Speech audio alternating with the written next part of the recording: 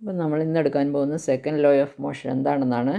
Okay, അപ്പം second law of motion എന്താണെന്ന് അറിയുന്നതിന് മുമ്പ് നമ്മൾ മൊമെൻറ്റം എന്താണെന്ന് അറിഞ്ഞിരിക്കണം. അതായത് കഴിഞ്ഞ ഫസ്റ്റ് ലോ ഓഫ് മോഷനിൽ നമ്മൾ ഇനേഷ്യ എന്താണെന്ന് നോക്കിയതുപോലെ സെക്കൻഡ് ലോ ഓഫ് മോഷൻ അറിയുന്നതിന് മുമ്പ് തന്നെ മൊമെൻറ്റം എന്താണെന്ന് അറിഞ്ഞെങ്കിൽ മാത്രമേ സെക്കൻഡ് ലോ ഓഫ് മോഷൻ എന്താണെന്ന് നിങ്ങൾക്ക് മനസ്സിലാവുകയുള്ളൂ. സോ എന്താണ് മൊമെൻറ്റം എന്നാണ് ഫസ്റ്റ് നമ്മൾ നോക്കാൻ പോകുന്നത്. അപ്പം ഞാനൊരു എക്സാമ്പിളിൽ കൂടി പറഞ്ഞുതരാം. ഇപ്പം സപ്പോസ് നമ്മളൊരു ക്രിക്കറ്റ് ബോളും ഒരു ടെന്നീസ് ബോളും എടുക്കുന്നു. ഒരു cricket ball and tennis ball. നമുക്കറിയാം ഒബ്വിയസ്ലി ക്രിക്കറ്റ് ബോളിനാണ് മാസ് കൂടുതൽ അല്ലേ. മാസ് കൂടുതലുള്ള ക്രിക്കറ്റ് ബോളിനാണ്. ടെന്നീസ് ബോളിന് അത്രയും തന്നെ മാസില്ല, മാസ് കുറവാണ്. സോ ഈ രണ്ട് ബോളും നമ്മുടെ മുകളിൽ പിടിച്ചിട്ട്, കുറച്ച് ഉയരത്തിൽ പിടിച്ചിട്ട് നമ്മുടെ മുകളിലേക്ക് ഇടുന്നു എന്ന് വെച്ചോ, നമ്മുടെ തലയിലേക്ക് ഇടുന്നു. ഓക്കെ, ഫസ്റ്റ് നമ്മൾ ഇടുന്നത് tennis ball, then cricket ball. ഏതായിരിക്കും കൂടുതലായിട്ട് നമുക്ക് ഹിറ്റ് ചെയ്യുന്നത്, അതായത് ഇമ്പാക്റ്റ് കൂടുതൽ വരുന്ന ഏതിൻ്റെ ആയിരിക്കും? നമുക്കറിയാം മാസ് കൂടുതലുള്ള ക്രിക്കറ്റ് ബോളാണ്. അത് വന്ന് നമ്മൾക്ക് ടച്ച് ചെയ്യുമ്പോഴാണ് കൂടുതൽ വേദന അനുഭവപ്പെടുന്നത് അല്ലേ. സോ ക്രിക്കറ്റ് ബോളിന് മാസ് കൂടുതലായതുകൊണ്ട് അതുണ്ടാക്കിയ ഇമ്പാക്റ്റ് എന്ന് പറയുന്നത് വളരെ കൂടുതലാണ്. അത്രയും തന്നെ വരുന്നില്ല ടെന്നീസ് ബോളിൻ്റെ കേസിൽ. അതുപോലെ തന്നെ ഇപ്പോൾ ഒരു സ്റ്റോണും ഒരു ബോളും കൂടിയാണ് ഇടുന്നതെങ്കിൽ, നിങ്ങൾക്കിപ്പോൾ അത് മനസ്സിലായില്ല എങ്കിൽ ഒരു സ്റ്റോണും ബോളും കൂടിയാണ് നമ്മൾ ഇടുന്നതെങ്കിൽ തീർച്ചയായിട്ടും സ്റ്റോണിന് മാസ് കൂടുതലാണെങ്കിൽ ആ സ്റ്റോൺ ഉണ്ടാക്കുന്ന ഇമ്പാക്റ്റ് എന്ന് പറയുന്നത് കൂടുതലായിരിക്കും അല്ലേ. ഓക്കെ, ഇപ്പം സപ്പോസ് അല്ലെങ്കിൽ നമ്മളിപ്പോൾ എന്തെങ്കിലും ഒരു മണൽ നിറച്ച പാത്രത്തിലേക്ക് ഈ രണ്ട് ബോളും ഇടുന്നു എന്ന് വെച്ചോ. ഇപ്പം ക്രിക്കറ്റ് ബോൾ ആൻഡ് മണലോ അല്ലെങ്കിൽ അതുപോലെ എന്തെങ്കിലും നിറച്ചൊരു പാത്രത്തിലേക്ക് ഈ രണ്ട് ബോളും നമ്മൾ ഇടുന്നു. ഫസ്റ്റ് നമ്മൾ ക്രിക്കറ്റ് ബോൾ ഇടുന്നു, ദെൻ ടെന്നീസ് ബോൾ ഇടുന്നു. അപ്പോൾ ആ മണലിലുണ്ടാക്കുന്ന കുഴി ഏത് ബോൾ ഇടുമ്പോഴായിരിക്കും കൂടുതലായിട്ട് നമുക്ക് കാണാനായിട്ട് സാധിക്കുക? തീർച്ചയായിട്ടും ക്രിക്കറ്റ് ബോൾ ഇടുമ്പോഴായിരിക്കും. കാരണം എന്താണ്? ക്രിക്കറ്റ് ബോളിനാണ് അവിടെ മാസ് കൂടുതൽ, അതുകൊണ്ടാണ് അങ്ങനെ ഒരു ഇമ്പാക്റ്റ് വരുന്നത് അല്ലേ. സോ അതേപോലെ തന്നെ ഇപ്പം എന്നാൽ മാസ് കൂടിയ വസ്തുക്കൾക്ക് മാത്രമേ ഇമ്പാക്റ്റ് കൂടുകയുള്ളൂ എന്ന് ചോദിച്ചാൽ മാസിനെ മാത്രം ആശ്രയിച്ചിട്ടല്ല ഇമ്പാക്റ്റ് വരുന്നത്. ഇപ്പം നമ്മൾ ആ ടെന്നീസ് ബോൾ ഏതൊരു പ്രതലത്തിലായിരുന്നോ പിടിച്ചിരുന്നത് അതിനേക്കാളും കുറച്ചും കൂടെ ഉയർത്തിയിട്ട് താഴോട്ടിട്ടെ, കുറച്ചും കൂടെ ഹൈറ്റിലേക്ക് കൊണ്ടുപോയിട്ട് താഴോട്ടിടുക. താഴോട്ടിടുന്ന സമയത്ത് അവിടെ ഉണ്ടാകുന്ന ഇമ്പാക്റ്റ് എന്ന് പറഞ്ഞാൽ വളരെ കൂടുതലായിരിക്കും. ദാറ്റ് മീൻസ് അവിടെ എന്താണ്, നമുക്കറിയാം മുകളിലേക്ക് പോകും തോറും എന്ത് സംഭവിക്കുന്നു? വെലോസിറ്റി ഇൻക്രീസ് ചെയ്യുന്നു അല്ലേ. അപ്പോൾ ആ വെലോസിറ്റി കൂടുന്നതിനനുസരിച്ചിട്ട് അവിടെ ഉണ്ടാകുന്ന ഇമ്പാക്റ്റ് കൂടുന്നു. അതും അല്ലെങ്കിൽ ഇപ്പോൾ നമുക്കറിയാം ഈ ഗണ്ണിനകത്ത് നമ്മൾ യൂസ് ചെയ്യുന്ന ബുള്ളറ്റ് എന്ന് പറയുന്ന തീരെ ചെറിയൊരു സാധനമാണ് അല്ലേ. തീരെ ചെറുതല്ലേ. സോ അതിൻ്റെ മാസ് എന്ന് പറയുന്നത് അപ്പോൾ എന്താണ്? തീരെ കുറവാണ്.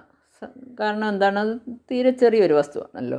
സോ അതിൻ്റെ മാസ് കുറവാണ്. പക്ഷേങ്കിൽ അതുണ്ടാക്കുന്ന ഇമ്പാക്റ്റ് എന്ന് പറയുന്ന ഒരു മനുഷ്യനെ കൊല്ലും അല്ലേ. ഒരു മനുഷ്യനെ എന്നല്ല, എന്ത് സാധനത്തിലാണോ അതിൽ ഹിറ്റ് ചെയ്യുന്നത് അത് നശിച്ചു പോകും അല്ലേ.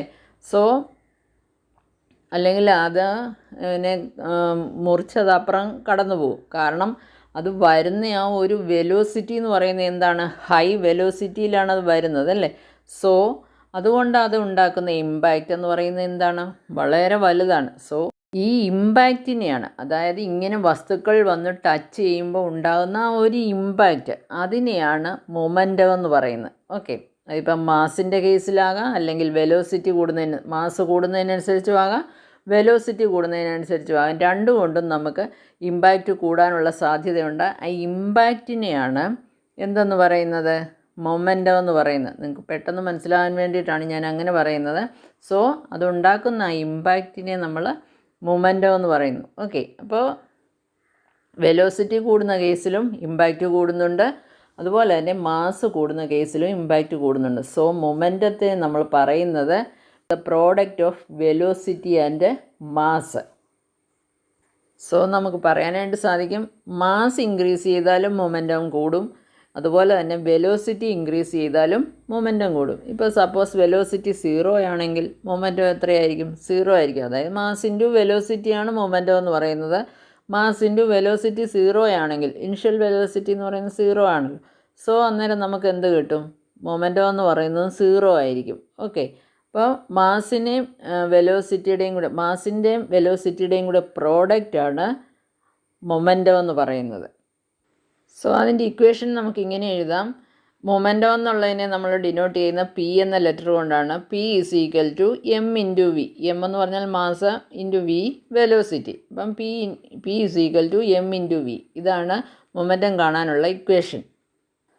ഇനി ഈ വെലോസിറ്റിയെ നമ്മൾ ഇനിഷ്യൽ വെലോസിറ്റിയും ഫൈനൽ വെലോസിറ്റിയും കൂടെ ആയിട്ട് കൺസിഡർ ചെയ്യുകയാണെങ്കിൽ നമുക്കറിയാം അവിടുത്തെ ചേഞ്ച് ഇൻ വെലോസിറ്റി എന്ന് പറയുന്നത് എന്താണ്? വി മൈനസ് യു ആണ്. നമുക്കറിയാം വെലോസിറ്റിക്ക് ചേഞ്ച് വരുന്നത് വിത്ത് റെസ്പെക്റ്റ് ടു ടൈമിനനുസരിച്ചിട്ടാണ് അല്ലേ? അതായത് ടൈം ഇപ്പോൾ ഇനിഷ്യൽ വെലോസിറ്റി യു ആണെങ്കിൽ ആ വസ്തു കുറച്ച് ടൈം കഴിയുമ്പോൾ ഇപ്പോൾ ടൈം ടി സെക്കൻഡ് ആണെങ്കിൽ ആ ടൈം കഴിയുമ്പോഴാണ് അതിന് ആ ഫൈനൽ വെലോസിറ്റി വി ചേഞ്ച് വരുന്നത് അല്ലേ? So v minus U by t എന്ന് വരും. അതായത് m into V minus U by t. അതാണ് മൊമെൻറ്റം എന്ന് പറയുന്നത്. മൊമെൻറ്റത്തിൻ്റെ equation p is equal to M into v ആണെന്ന് നമ്മൾ കണ്ടു.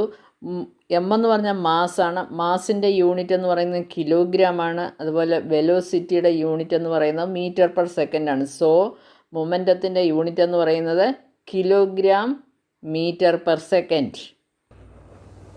Suppose an object of mass m in moving along a straight line with an initial velocity u, then its momentum is p is equal to m into u. അവിടുത്തെ velocity എന്ന് പറയുന്നത് u ആണ് അല്ലേ? So m into u. അതിനെ നമ്മൾ p1 എടുക്കും.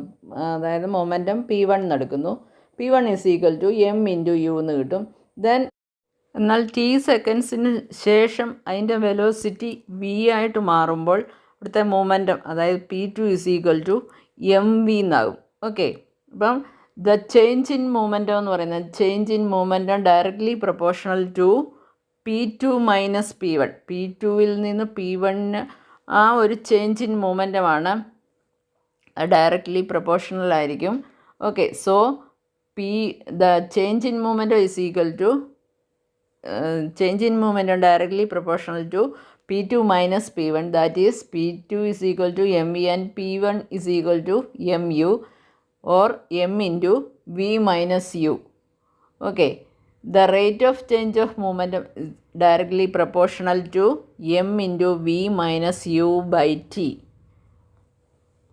The rate of change of momentum, that is the applied force. So the applied force F directly proportional to m into v minus u by t, or v minus u by t is equal to acceleration. So m into a, or F directly proportional to m into a. So ഇവിടുത്തെ directly proportional എന്നുള്ള sign മാറ്റാൻ വേണ്ടി ഒരു constant K നമ്മളിട്ട് കൊടുക്കുന്നത്. കെയുടെ value 1 ആണ്. So F is equal to K into M into A എന്ന് വരും. സോ കെ 1 ആയതുകൊണ്ട് F is equal to M into A. M എന്ന് പറഞ്ഞാൽ മാസ്സാണ്. അതിൻ്റെ യൂണിറ്റ് എന്ന് പറയുന്നത് കിലോഗ്രാമാണ്. ആക്സിലറേഷൻ്റെ യൂണിറ്റ് എന്ന് പറയുന്നത് മീറ്റർ പെർ സെക്കൻഡ് സ്ക്വയർ ആണ്. So kilogram metre per second square ആണ് ഫോഴ്സ്. സോ നമ്മുടെ ന്യൂട്ടൻ്റെ second law of motion, first law of മോഷനിൽ നമുക്ക് എമൗണ്ട് ഓഫ് ഫോഴ്സ് എത്രയാണെന്ന് കണ്ടുപിടിക്കാനായിട്ട് സാധിക്കില്ലായിരുന്നു. So second law of motion ഉപയോഗിച്ചിട്ടാണ് നമ്മൾ ഇത്ര എമൗണ്ട് ഓഫ് ഫോഴ്സാണ് അവിടെ അപ്ലൈ ചെയ്യുന്നതെന്ന് കാൽക്കുലേറ്റ് ചെയ്യുന്നത്. ഇപ്പം മൊമെൻറ്റം എന്താണെന്ന് മനസ്സിലായല്ലോ. മൊമെൻറ്റം ഉപയോഗിച്ചിട്ട് നമുക്ക് ഒരുപാട് പ്രോബ്ലംസൊക്കെ സോൾവ് ചെയ്യാനുണ്ട്. ഓക്കെ, ഇനി നമുക്ക് ന്യൂട്ടൻ്റെ സെക്കൻഡ് ലോ ഓഫ് മോഷൻ എന്താണെന്ന് നോക്കാം. The second law of motion states that the rate of change of momentum of an object is proportional to the applied unbalanced force in the direction of force. അതായത് ഇവിടെ momentum എന്ന് ഉദ്ദേശിക്കുന്ന linear മൊമെൻറ്റമാണ്. നിങ്ങൾക്ക് ഇനിയും പഠിക്കാനുണ്ട്, angular momentum ഒക്കെ angular momentum പഠിക്കാനുണ്ട്. അത് പിന്നീട് കുറച്ചും കൂടി ഉയർന്ന ക്ലാസ്സുകളിലേക്ക് ചെല്ലുമ്പോഴേ ഉള്ളൂ. ഇപ്പോൾ പഠിക്കുന്നത് ലീനിയർ മൊമെൻറ്റമാണ്. Okay, the second law of motion states that the rate of change of momentum of an object is proportional to the applied unbalanced force in the direction of force. അതായത് ഒരു വസ്തുവിനുണ്ടാകുന്ന ചേഞ്ച് ഇൻ മൊമെൻറ്റം എന്ന് പറയുന്നത് ആ വസ്തുവിൽ പ്രയോഗിക്കുന്ന unbalanced external ഫോഴ്സിന് directly proportional ആയിരിക്കും. The rate of change of momentum എന്ന് പറഞ്ഞാൽ എന്താണ്? Change in momentum with respect to time. Rate of change of velocity എന്ന് പറഞ്ഞാൽ എന്താണ്? Change in velocity with respect to time അല്ലേ?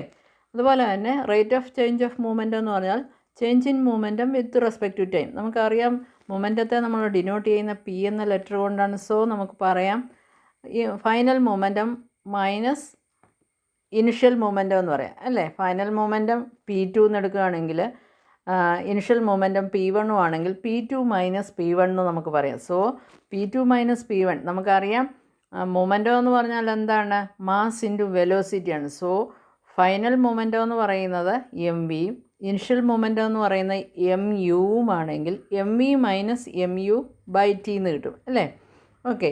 സോ അതിൽ നിന്ന് കോമൺ ആയിട്ട് നമ്മൾ എം പുറത്തെടുത്ത് കഴിയുമ്പോൾ m into V minus U by t. നമുക്കറിയാം v minus U by t എന്ന് പറഞ്ഞാൽ change in velocity with respect to time ആണ്. Change in velocity with respect to time എന്ന് പറയുന്നത് എന്താണ്? ആക്സിലറേഷനാണ്. സോ എം ഇൻറ്റു എ എന്ന് കിട്ടും. അപ്പോൾ ഇതെന്താണെന്നാണ് ന്യൂട്ടൺ സെക്കൻഡ് ലോ പറയുന്നത്? Is directly proportional to the unbalanced external force acting on it. അതായത് ഒരു അൺബാലൻസ്ഡ് എക്സ്റ്റേണൽ ഫോഴ്സ് ആക്ട് ചെയ്യുന്നത് എത്രയാണോ അതും ഈ എം ഇൻറ്റു എ എന്ന് പറയുന്നതും ഈക്വൽ ആയിരിക്കും എന്നാണ് പറഞ്ഞത്. ഡയറക്റ്റ്ലി പ്രൊപ്പോർഷണൽ ആയിരിക്കും എന്നാണ് പറഞ്ഞത്. സോ നമുക്ക് ന്യൂട്ടൻ്റെ സെക്കൻഡ് ലോ, അതായത് അതിനെ ഇങ്ങനെ നമുക്ക് പറയാനായിട്ട് സാധിക്കും: force acting on a body is equal to the product of its mass and acceleration. ഒരു ബോഡിയിൽ അപ്ലൈ ചെയ്യുന്ന ഫോഴ്സ് എത്രയാണെന്ന് നമുക്ക് കണ്ടുപിടിക്കാനായിട്ട് അതിൻ്റെ മാസിൻ്റെയും ആക്സിലറേഷൻ്റെയും പ്രോഡക്റ്റ് എത്രയാണെന്ന് കണ്ടുപിടിച്ചാൽ മതി. Example 9.1. A constant force acts on an object of mass 5 kg for a duration of 2 seconds.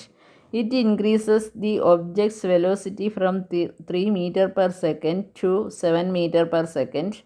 Find the magnitude of the applied force. Now, if the force was applied for a duration of 5 seconds, what would be the final velocity of the object?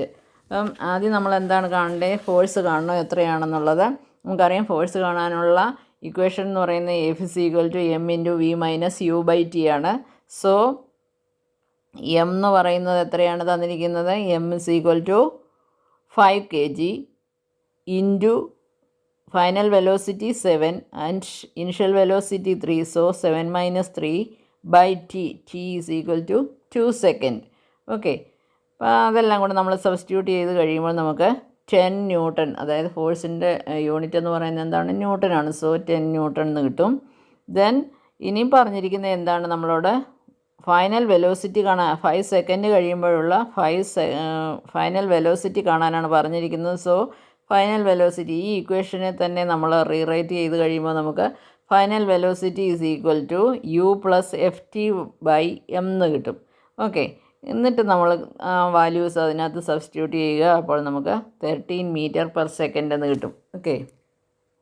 Next question. A motor car is moving with a velocity of 108 km/h and it takes 4 seconds to stop after the brakes are applied. Calculate the force exerted by the brakes on the motor car if its mass along with the passengers is 1000 kg. Okay. അതായത് ഈ motor കാറിൻ്റെ total wait passengers ഉൾപ്പെടെ എന്ന് പറഞ്ഞിരിക്കുന്നത് എത്രയാണ്? 1000 kg ആണ്. So അതിൻ്റെ mass എന്ന് പറയുന്നത് 1000 kg ആണ്. സോ നമ്മളോട് പറഞ്ഞിരിക്കുന്നത് എന്താണ്? അതിൻ്റെ ഇനിഷ്യൽ വെലോസിറ്റി 108 km/h ആണ് പറഞ്ഞിരിക്കുന്നത്. സോ ഇവിടെ ഇനിഷ്യൽ വെലോസിറ്റി km/h തന്നിരിക്കുന്നത്. നമുക്കതിനെ മീറ്റർ പെർ സെക്കൻഡിലേക്ക് കൺവേർട്ട് ചെയ്യണം അല്ലേ? സോ അതിനെന്താ ചെയ്യുക? 5/18 കൊണ്ട് മൾട്ടിപ്ലൈ ചെയ്യണം. അതായത് 108നെ 5/18 കൊണ്ട് മൾട്ടിപ്ലൈ ചെയ്യുമ്പോൾ നമുക്കതിനെ മീറ്റർ പെർ സെക്കൻഡിലേക്ക് കൺവേർട്ട് ചെയ്യാനായിട്ട് സാധിക്കും. സോ 30 മീറ്റർ പെർ സെക്കൻഡ് എന്ന് കിട്ടും. ഇനി ഇവിടുത്തെ ഫൈനൽ വെലോസിറ്റി എന്ന് പറയുന്നത് 0 ആണ്. സോ അതായത് ബ്രേക്ക് അപ്ലൈ ചെയ്ത് കഴിഞ്ഞ് 4 സെക്കൻഡ് കഴിഞ്ഞിട്ടാണ് ഈ കാർ സ്റ്റോപ്പ് ആകുന്നത്. സോ അവിടുത്തെ ടൈം എന്ന് പറയുന്നത് 4 സെക്കൻഡാണ്. ഇനി നമുക്ക് ഫോഴ്സ് കണ്ടുപിടിക്കാമല്ലോ. അതായത് ഫോഴ്സ് ഇസ് ഈക്വൽ ടു എന്താണ് M into V minus U by T ആണ്. എം എന്ന് പറയുന്നത് 1000 ആണ്, വി എന്ന് പറയുന്നത് 0 ആണ്, യു എന്ന് പറയുന്നത് 30 ആണ്. So 0 minus 30 by T, T എന്ന് പറയുന്നത് 4 ആണ്. സോ നമുക്ക് കിട്ടുന്ന ഒരു നെഗറ്റീവ് വാല്യൂ ആണ്. അതായത് ബ്രേക്സ് അപ്ലൈ ചെയ്ത് കഴിഞ്ഞിട്ട് അതിൻ്റെ ആ ഡയറക്ഷൻ ഓഫ് മോഷൻ ഓപ്പോസിറ്റ് ആണല്ലോ അവിടെ ഫോഴ്സ് ഉണ്ടാകുന്നത്. സോ അതുകൊണ്ടാണ് അത് നെഗറ്റീവ് ആകുന്നത്. സോ നമുക്ക് ആൻസർ കിട്ടുന്ന -7500 kilogram metre per second square എന്നാണ് കിട്ടുന്നത്. ഇത് രണ്ടും, അതായത് ന്യൂട്ടൺ എന്ന് പറയുന്നത് അതുപോലെ തന്നെ kilogram metre per second square എന്ന് പറയുന്നത്, രണ്ടും എന്താണ് ഫോഴ്സിൻ്റെ യൂണിറ്റാണ്.